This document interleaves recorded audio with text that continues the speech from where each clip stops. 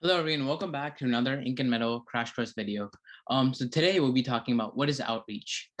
So as the name suggests, you may be thinking outreach is just reaching out. Well, yes, if you thought so, you are actually correct. But outreach is not limited to just reaching out, but it's also giving out. Now, giving out what?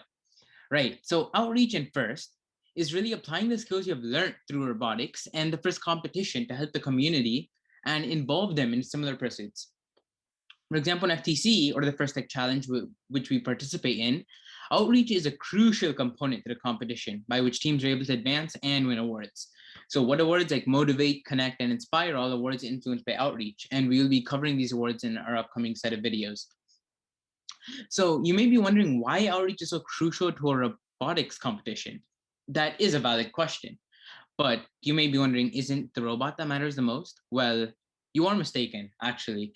In simpler terms, think about this. Knowledge is useless if it is not shared. And similarly, being the best at robotics is useless if no one knows anything about robotics, because you can't really be the best if you're competing with people that don't know robotics. So now you may be thinking outreach is easy. And to be honest, outreach is hard.